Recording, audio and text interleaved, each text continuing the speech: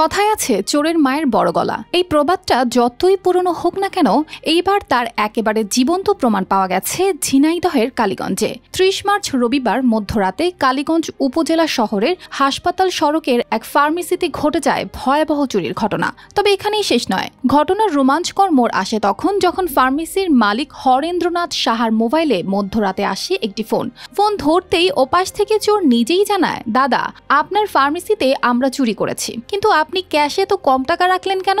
গতকাল তো বেশ ভালোই বিক্রি করেছেন, একটু বেশি রাখলেই পারতেন। আমরা এই দোকান থেকে মাল নেই না, আমি 2-3 বছর ধরে মাল নিচ্ছি।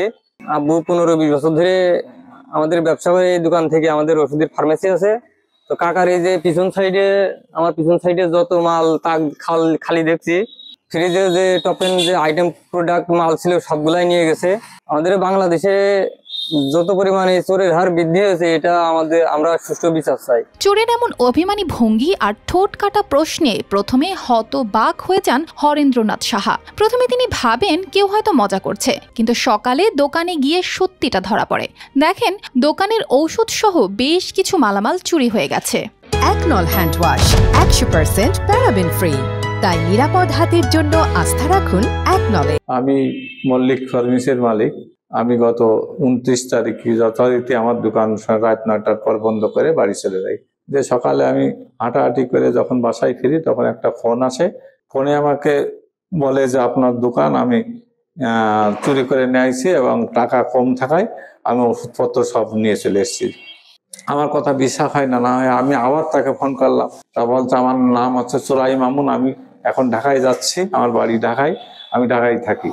এখন আমি বললাম যে রাত্রি চুরি করে আপনি কিভাবে এখন ঢাকায় পৌঁছে গেলেন?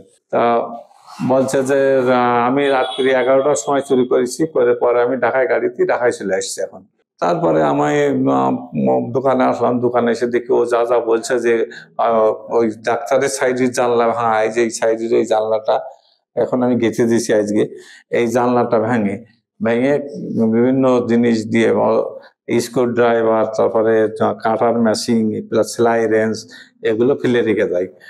এগুলো রেখে বড় বড় তারপরে আমার ওষুধপত্র যাবতীয় যা দামি দামি যত আছে সবই তারা নিয়ে গেছে।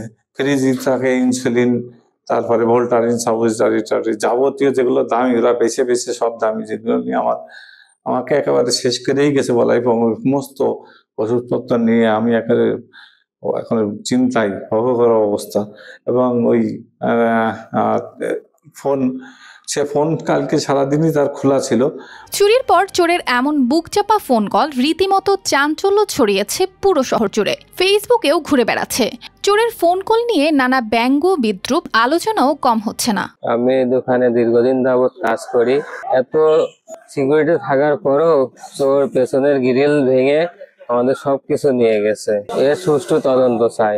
ঘটনার পরপরই দোকান মালিক থানায় যোগাযোগের চেষ্টা করেন, কিন্তু কালীগঞ্জ থানার ওসি শহীদুল ইসলাম হাওলাদার কোনো ফোন ধরেনি বলে অভিযোগ উঠেছে। পরে আমি থানায় জিডি করি, থানার থেকে লোক আছে, তারপর বললো যে আপনারা জিডি করেন। আমি যথারীতি জিডি করি এবং ওই ফোন নম্বরটা তাদের দিয়ে এসেছি। এখনো পর্যন্ত কোনো ফলাফল আমি জানতে পারিনি এখনো। একদিকে চুরি, অন্যদিকে চোরের এমন দুঃসাহসিক আচরণ, এই দুই মিলিয়ে যেন নাটকীয়তার চূড়ায় পৌঁছেছে পুরো ঘটনা। News desk, RTV।